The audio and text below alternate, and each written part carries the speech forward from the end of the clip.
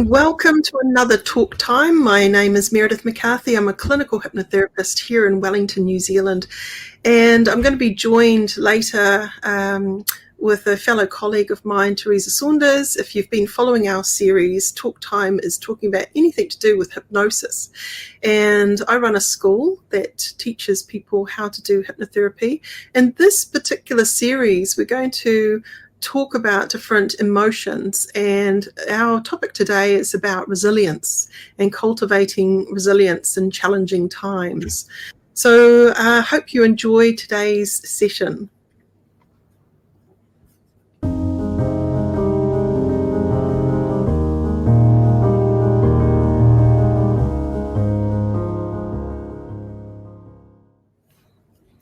Welcome, Teresa. How are you today?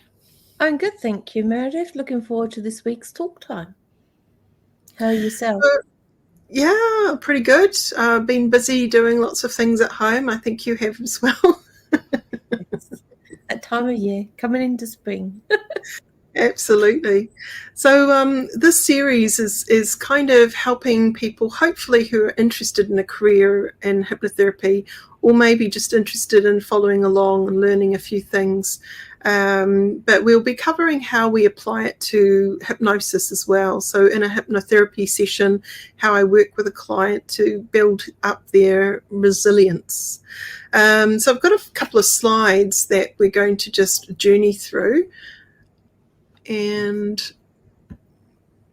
the first one is really looking at what resilience is. So when we're kind of looking at having the ability to bounce back, I don't know about you, but a lot of times we can get into the drudge of life and we can feel a little bit overwhelmed, and maybe we're not getting enough sleep, or perhaps work is a bit taxing, or family life, and our resilience levels may begin to slip. So often a client will start to present with an issue where they're feeling overwhelmed and stressed, and really you're looking at what's their resilience levels, what's going on, are they able to bounce back, and if they aren't, they might be heading towards a level of burnout, and it may be presenting in things like depression and things like that. What's your take on resilience? When you think about that, what pops into your mind, Teresa? Yeah, it's when sort of like, I guess in some ways beginning to be overwhelmed. If we're getting a bit too overwhelmed with just some of the minor things, our resilience levels have started to drop, and it may be time for us to start having a look at why that is the case. Absolutely. So, showing that flexibility and finding ways to grow stronger through our experiences is a huge part of what we do with our client. We need to look at how do we support that client to reframe things, because people get stuck in their story and the emotion sort of is ruling the house, and sometimes that emotion is a high level of stress. So developing that resilience is not just about avoiding difficulties, but it's about building the capacity to navigate through them efficiently. Because, of course, we can't avoid doing life, right? No, that's right. And we never know how things are going to be thrown at us and sort of pan out as the days go on. So if we learn to build our resilience to those, we can prevent some of that overwhelming feeling. Absolutely. So when we're looking at the emotional regulation, the ability to manage our emotions, breathing is a really good go-to. So if someone's perpetually getting out of kilter with their emotional state, they may be in their fight, flight, freeze state, right? We've talked about this in other series that we've talked about in the way of the stress response and dealing with it. But, just to go over that again, taking a moment to breathe, just the simple art of breathing deeply, it will help to support your mind and your physical stress levels. So there was a wonderful research program that discovered when you breathe in twice in a row through your nostrils and slowly out through the mouth like a big sigh, it helps to send the signal into your autonomic nervous system to begin to relax. So that was through Andrew Huberman and a sleep study done through Stanford University a couple of years back. But there are different breathing techniques. Is there a favourite that you have when you were talking about teaching a client how to relax? Not a favourite as such. I do adjust it, but one of the ones that I find for people that have difficulty focusing on their breath, and it's good for children, is when you're using your hand and you go, like, you breathe in and then you breathe out, breathe in and breathe out, and you follow your hand along like that, keep going up and down, because that for some people they find that easier to follow instead of just focusing on their breath, and they can slow down as they go up and down because it's something tactile to do. Yeah, I wonder where you learnt that one from. I wonder. It's a good one from you, Meredith, and I use it and kids love it. But also, I tell you, something I do is I have in my clinic, I have lots of different pictures. So one will be a love heart, another one can be a house or a spiral, which I've turned into a snail and things like that. So I can get them to breathe in and follow with their finger and then breathe out. Yes. So, and then I'm sort of aiming this more at children. I mean, obviously, if adults want to do it, then they can do. But you can bring out these different pictures, and then children zone into one that they want, that they like the thought of, and then they can use that to actually touch and breathe as well. Yeah. That kinesthetic adaptation, so touching and breathing at the same time in a timing way, is extremely good at focusing yourself into the now. Because a lot of times, a lot of the tension sort of whirling and stress is happening because you're predicting maybe an unkind future, or you're thinking about the unkind past and how it's been affecting you. So if we can get into the now, if we can find ways to come back home and let's get centered on the breath in some way, that can be extremely useful as the first step to a client calming the farm. Yeah, awesome. Let's look at some more parts of this. So when we're looking at mindfulness, obviously that's a real trend. Finally, mindfulness is a fantastic thing, being here and now. Feel your feet on the ground, feel your body in the space, notice some sounds, notice the textures, think about the senses and being here and now and being mindful of how you're moving. If we are doing that more often rather than just an autopilot, we're mindlessly moving, if we can become more mindful about our movement, be more deliberate, that can often help us navigate the tricky times. When we're looking at that idea of practicing mindfulness, is there a particular technique that pops into your mind that you like to teach people? No, not particularly, but when people say to me, like, I am mindful about things, and I'll say to them, okay then, so can you just trace yourself back as you came into my clinic and up those stairs? What did it feel like? Did you notice what it felt like as you walked up the stairs? Did you hear that squeaky floorboard? And then they start to realize that, oh, I thought I was being mindful, but actually no, I don't recall that. So it's quite a common thing for us to think we are being present in the moment, but we're not actually being that present. Again, we're on that autopilot mode. A lot of times too, let's say you're a mum, you've got kids and you've got a lot of things on your plate and the dishes are the last thing you feel like doing. If we use that as an exercise of mindfulness, we can actually find it quite soothing. We can be present with the water. We can notice the sound of it. We can feel the sensations of the cutlery and the soapiness and all of these other things that are happening in that moment. And that can actually be very grounding for people. So if we come into these activities like preparing a food, chopping and smelling and seeing and doing all of these things, we can use that as a mindfulness practice. We don't have to just be quick and, rushing through mindlessly.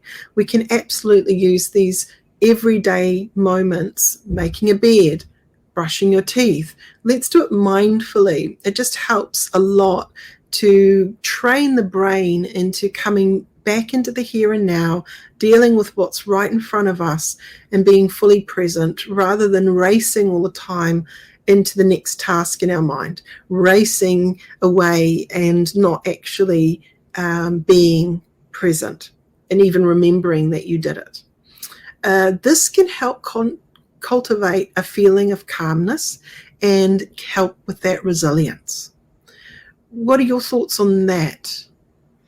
Yeah, I bring myself back to one of the retreats that we did many years ago when we were doing the Pathway to Peace retreat, and we go down to the beach and we get people to draw a design on the beach, and then they do a walking meditation, and they're mindful about their steps. So they feel the foot. Do they put their toes down? Do they put their heel down first? What does that feel like when it touches the ground? And it's all done in silence.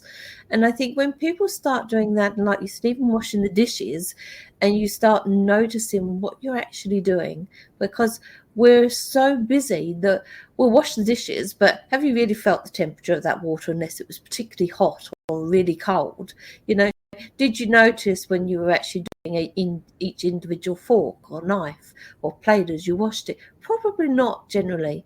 We're not focused on those things. So I do encourage people to start exploring that and putting mindfulness a bit more into their day, because you can do it in ordinary daytime activities. You don't actually have to say, right, I'm going to take 10 minutes or half an hour in my busy day to set aside separately. We can do it there and then when we're doing other activities. I think cultivating a feeling of gratitude and joy from the simple things can also build up resilience for someone. Because if we just have the long list of to-do stuff and we're just racing, boom, boom, boom, getting through the day and just barely surviving at the end of it, going to bed exhausted but can't sleep because we're worrying, if we were to do just a little bit more in that mindful way, just gently chunking it down into little sections and being fully present, you might find it quite nice, because then you can have that little celebration of doing a task and doing it well and being present and fully accounted for, and just pacing yourself gently through, and then you can look back and see all the things that you've achieved. Whereas if we're mindlessly moving through that quick, we don't even remember half of our achievements, let alone celebrate them, right? Yes, so true. Yeah. So, when we're looking at that idea of mindfulness, I think there's so much we could keep on going really into that, but certainly something to think about. So you can turn around an overwhelming experience into a mindfulness journey if you want to. It's just all the way, it's about setting that intention of how you want to turn up to it. Let's look at self-efficacy, so that belief in yourself to influence an outcome. A lot of times people can automatically be in the pessimistic cycle of thinking, They're thinking about how it's going to be hard and how it's going to be take ages and all of these things. And so if we're fostering the wrong attitude to begin with, it's going to be really tricky to feel that buoyancy and to back ourselves in our ability to influence a positive outcome. We need to work on that internal confidence building. So a lot of times with my client, I'm looking at, how do you want to feel? Not how don't you want to feel, but how do you want to feel? So I want to feel calm. I want to feel comfortable. I want to feel confident when I go and do this, and this, rather than feeling anxious and pessimistic and beating up on myself all the time and feeling guilty for not having done enough or something like that. So typically a client will present to us these sort of typical feeling low, general lethargy of like disinterest in what they're doing, and they just don't feel like going to work or dealing with the kids or dealing with the marriage or whatever it might be that they have to deal with. And that resilience level's really, flatlining. So when we're looking at that self-efficacy, your own inner conversation is key. Yeah. Yeah, and which falls into our positive thinking and changing the way we actually think and feel. Yeah. So cultivating that positive thought. Thoughts have energy. So if let's look at a TV program for a moment, and you're watching a suspenseful kind of edgy, a bit gory kind of plot. How do you feel inside? Yeah, well, you start to then get on edge, don't you? I mean, sometimes you can even start gripping the chair or sort of like holding on and moving close or sitting further afield. And, when that loud noise comes, sometimes you even jump out of your skin, don't you? Yeah. So inside our mind, we've got a movie theatre going. So if we've got it on channel negative, instead of channel positive, we're going to start to generate these negative emotions. It's, shift mind, body is listening. So if we want to cultivate that positive idea and feeling, then we're going to have to feed it. We're going to have to think about things in a positive way. It's a nice thing to think about in the way of this. If you're the narrator of your story, why would you want to put that everyone suffered in your story? Like you could really change that storyline. So everyone lived happily ever after. What does that mean for me to live happily ever after? And are there some things that I could start to foster as an internal thought that's going to help me to be in line with that I want? Because if we keep on advertising all the things I don't want, well, we start to give energy to that we don't want. That's right. Another way of looking at it is also listening. When you listen to music, if you can really, most people, I would think that, especially those that listen to music, when something comes on that's sad, then sometimes that can actually bring your mood down and you start to have sad thoughts. But if you put on something that's more vibrant and happy music, that can lift your spirits as well, and then you also get more energy in doing that. For sure. And, think about your environment. Like, are you listening to your favorite tunes? Are you having aromatherapy in your environment? Have you got the right lighting? Or is it all about sort of, just getting shit done? And you forgot that you could actually bring into your environment some resources, some tools to make it nice and to elevate that positive thinking. So if you've got a nice piece of art in your space that you could admire, or you get some fresh flowers, or you have some shells that you picked up on the beach and you could just touch them and reconnect to them. All of these things can generate those positive thoughts too. So they become positive anchors that then trigger a thought sequence that's more uplifting. The same with scents as well. So you can use your aromatherapy. I mean, you smell walking down the street and you smell sort of the fresh baked loaf of bread or a nice coffee or something. And yeah, your moods can change with that as well. For sure. Yeah. So adaptability. So this is that ability to adjust to new circumstances. Now, if you are imagining success, you're more likely to adjust. If you're imagining only all the things that are going to go wrong, all the things that you feel are going to be challenging and so on, well, you're going to get stuck in that. So it's really important that we are adjusting to the new circumstances and finding a story that we want winning.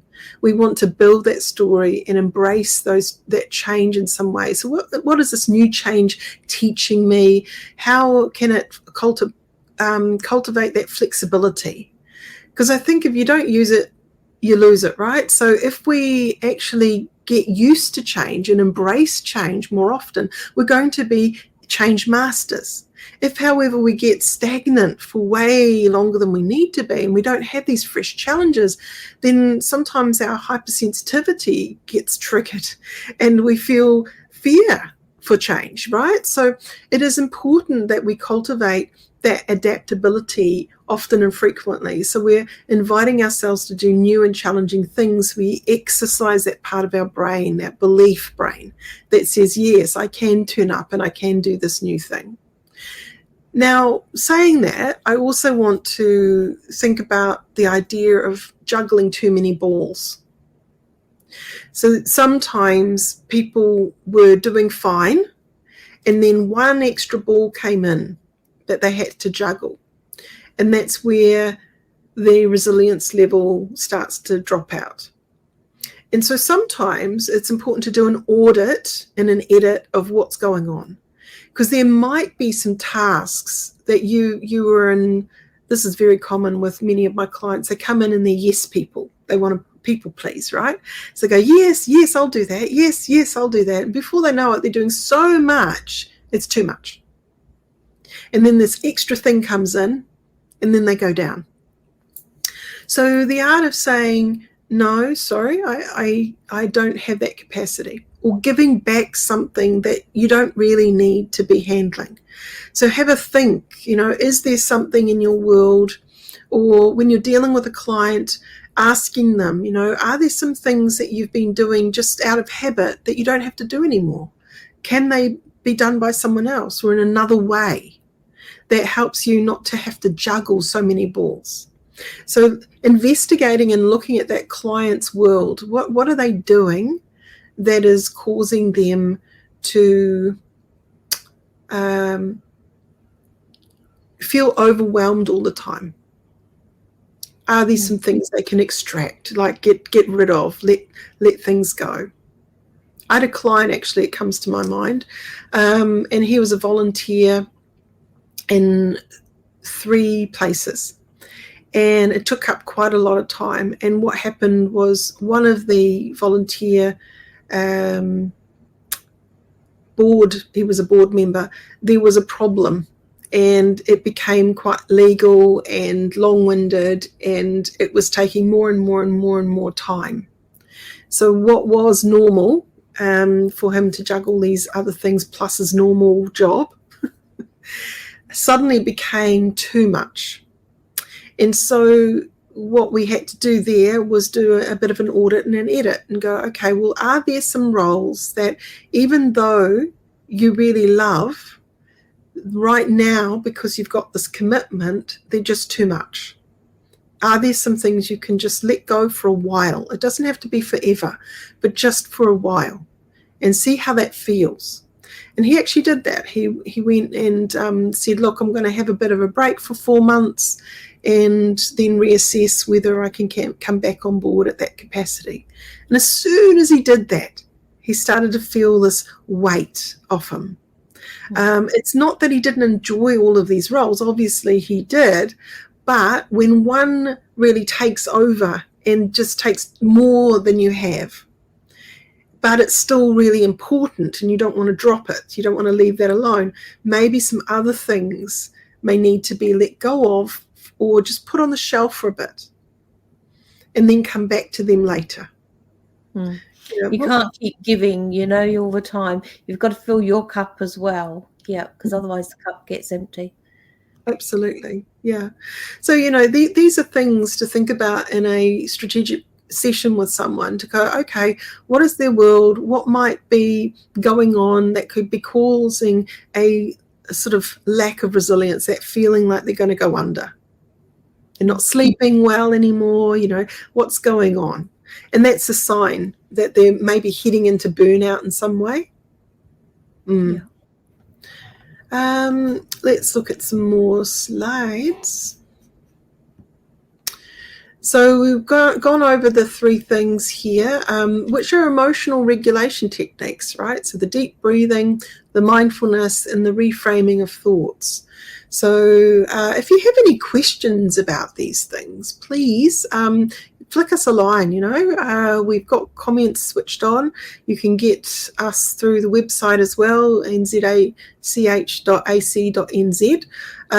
But, if you wanted to find out more about this, also, I'm teaching a whole diploma course that you can learn to drill down into these things and how best to work through a client session. And I will be doing demonstrations and things, so you'll kind of really see the nuances of how we go through and unpack a client. But the importance of positive thinking and learning from challenges. This is one that I would like to talk on. I believe that if someone says, why is this happening to me? They're going to drill down into the victim space. Okay, very quickly, they switch on to victim mode and they go, why? And it doesn't get better from there. So if you can go, what would I like to learn from this? It changes things. It changes the way you see it. If you see it as a learning opportunity, automatically it has value. If you just see it as a nuisance of something that you'd rather just disappear, it's going to stay in a burden energy to you, like you were slighted or robbed or wronged in some way. So it's really important, if you want to heal and if you want to move forward, to look at those challenges as opportunities of learning. And that gains wisdom and insight, right? So that will build natural resilience, because you then have that insight.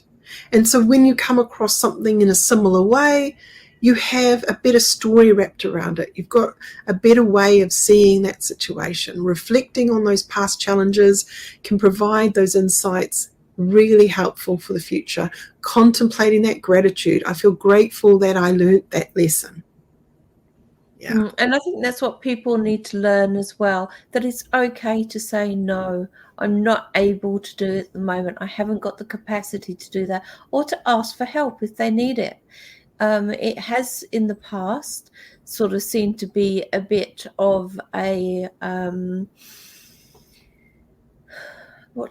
burden, or people feel that they cannot say no to people because then, they're not a good friend or a good parent or something like that. But you do have to look after yourself so that you can keep some resilience. You can't keep on giving and let that completely go.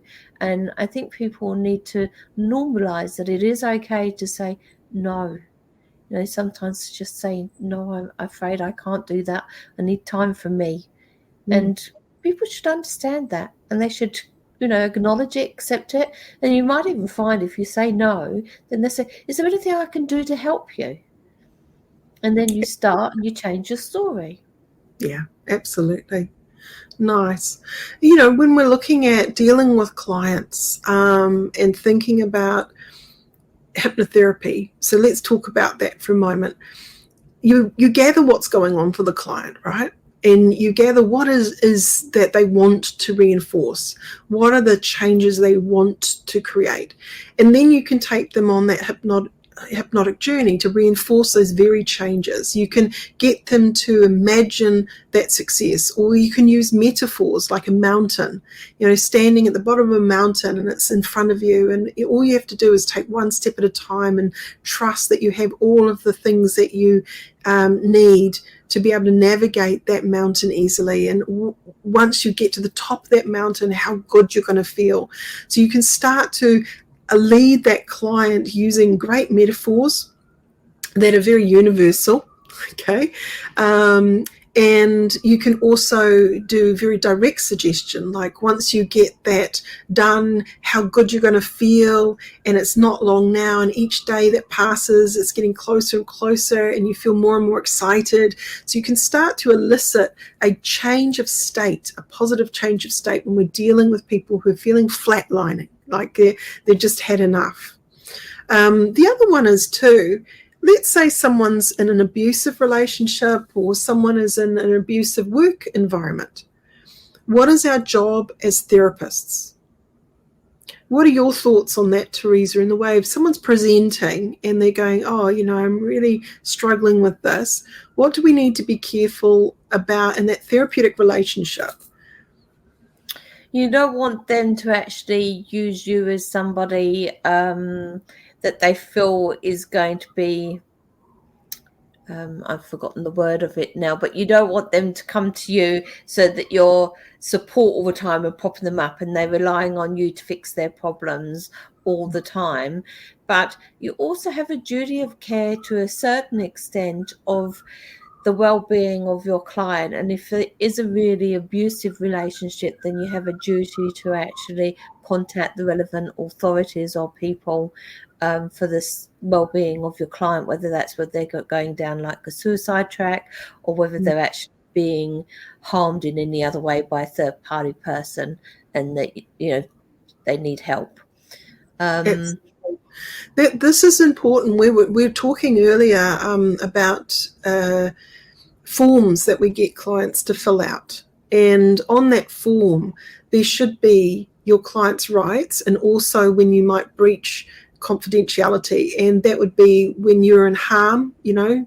So there's something happening or a harm of others, like you would hurt other people or you are in harm. So there is an obligation. In New Zealand, I can't talk for the rest of the world, okay? So under New Zealand law, we have an obligation to be able to act upon that in a very, very mindful way. Because it's not okay for someone to stay in an unsafe environment. But we also need to be mindful of how we go about that. That doesn't create a volatile situation by doing it in a clumsy way. So we need to be very mindful. Please take that to supervision. Talk about, you know, your options and do it in a timely way. So if your supervision session is not coming up anytime soon, book it now. Like, you know, if there's an urgent thing that day, you get on the phone call, even if it's 10 minutes, quarter of an hour, to talk through it with your clinical supervisor and address it and then action it urgently. That's really important because time matters in these situations. Definitely. So intake forms, just be aware of, you know, what kind of information you're gathering and that the client knows their rights and also you're in line with the laws that you are governed under. The other one is not to get into... It was codependency is what I was thinking about. It came to me when I was thinking, what's that word? Yeah. So would you like to explain codependence so people can understand that? It's where somebody then is expecting you to sort out their problems, so it's coming back again and again to you rather than sorting it themselves. So I'm a firm believer, as I know you are, that your client has the answers within. They actually do all the work. We're just sitting there guiding them, giving them some tools, but they actually have the answers. It's not for us to do the answers for them because that might not work for them. They're different to what I am and what you are. The way they behave and their thought patterns and that are different. And yes, we are trying to flip some of them, reframe them and make them positive. But again, that will happen in a different way for me and you and our client. They have the answers, but when codependency was, they're expecting you, they're sort of coming along wanting you to fix everything for them because they feel that you're the only one that can do that for them. It's not them that's moving forward. And that's something to watch out for because that can be very harmful. Yeah. That is a really good thing to think about. It's the kind of questions you might ask the client if they start to say, what do you think? You are moving into a trap of codependence. So as soon as your client asks you that thing, what would you do in my situation? Be careful because it's not your situation and you will do something quite different and your client has to live with that outcome. So you're not piloting your client's world. The client is. And it's so important that the client is in charge of their self-actualization, their own light bulb moment. So how does a client get there? Through good questions. You need to be asking really good open-ended questions that results in that client joining their own dots. So it could be, What would it be like if you left? What would it be like if you stayed? So, it gets the client to think about the pros and cons of leaving or staying. How are you feeling what's now? stopping you? What's stopping you from leaving? What's in the way? What would need to change for you to be able to do that? This is where our core counseling comes in. That really good listening, pacing with the client, not rushing to the end where you're forcing a client to go and take actions that weren't ones that they came up with. They need to own those actions. Otherwise, you're going to get resistance from your client. Yeah. So that's a great, I guess, thing to think about as we're working with building up resilience with the client, building up that confidence and celebrating their ideas. You are okay to be a cheerleader for them, to say, that sounds fantastic. Let me know how it goes. Oh, I'm really happy for you. So you're backing them, but it's come from them. And even if they come back the following week and say, I've had a really bad week and none of this has happened, and you find some moment, because there will be some little opportunity there where they actually did have resilience, and you acknowledge it and you share with them. So it did happen. You can do it. You are making ways forward. Definitely.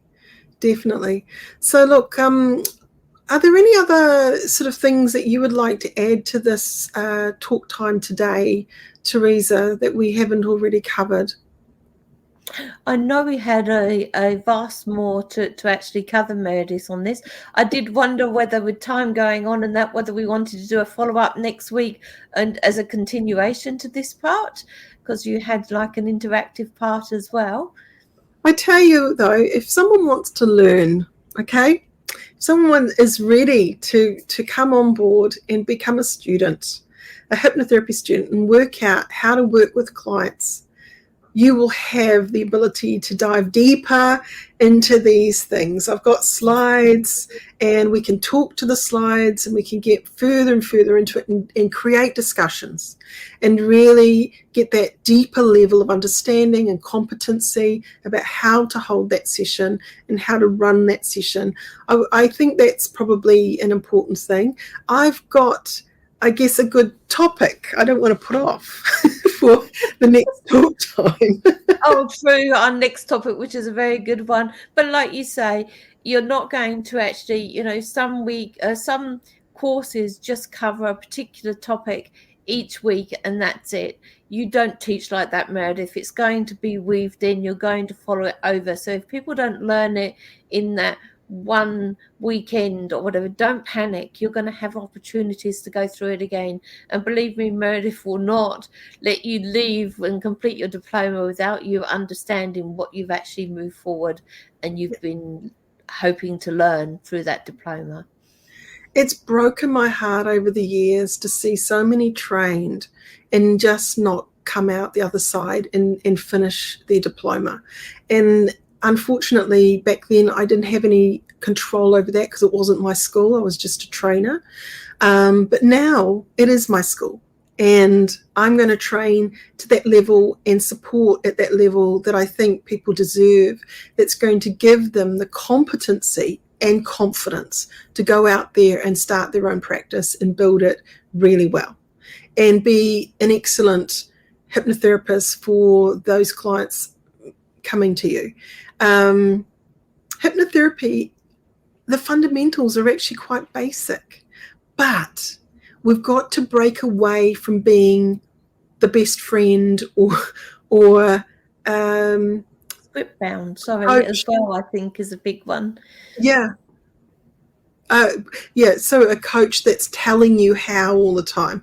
We've got to be really clever about how we hold that space and we utilize the tools in our craft. So yeah, if you're keen on learning that, please go visit the website www.nzach.ac.nz.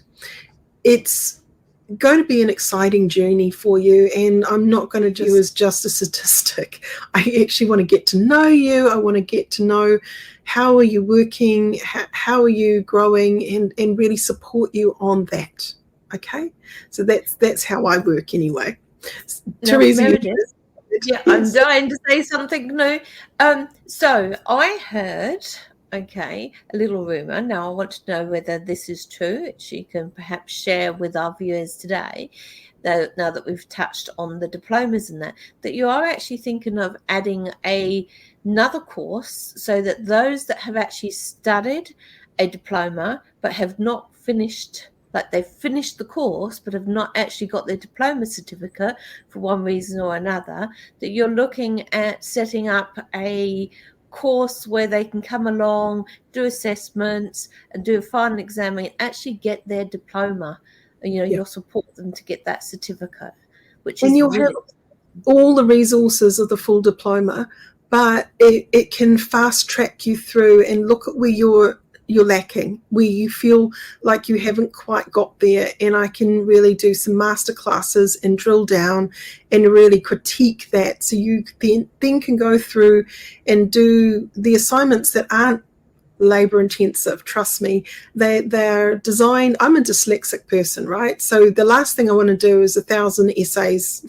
So that is not what I'm looking for. I'm looking at people who can demonstrate that core competency. So if that means you video yourself, or I see a session and then I can break it down and offer you through it, I can support you through it step by step, that's going to help you to shiny up. And that's what we want. We want competency in real ways, not just in a theoretical way.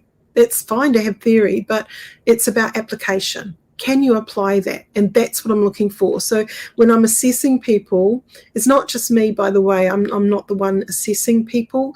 I will support you, but we do have another assessor as part of our school. So there's many eyes on you, helping you through this. So have a think about that. If you've not quite done, for whatever reason, finished your proper diploma, but you've got banked up some knowledge, but you just need support to get across the line. Yes, I'm working on a bridge course that's just going to help you to get over the line and finish that, so you can get and work with clients and build up your practice. So there you go. Out there, isn't it? We want hypnotherapists out there, not that have just been and done a certificate and got a piece of paper. We want them actually out there practicing, helping others. Absolutely. And look, I've got my Wellington space, so if you can travel and come to Wellington, you're welcome to come here in person. Otherwise, though, if you're not in Wellington, that's fine too, because I do a lot of stuff online, so we can support people in different ways. I'm very eclectic with the way that I'm going to teach and the way that I want to support each individual. So it's not just one size fits all.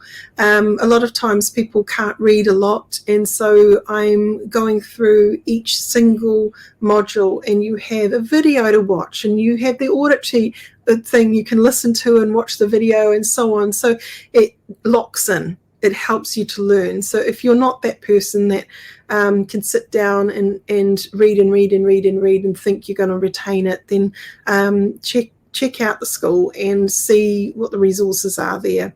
I'm happy to do a discovery call too, a free one, like no obligation or anything like that. You can just have a chat with me and I can talk about what's involved, and you can decide what you want to do. And also I have a 30-day money back guarantee. So look, if you do hop in and then you have a look at the stuff that we have in the back end and you go, nah, it's not really me, you can hop out again, and that's no obligation, okay?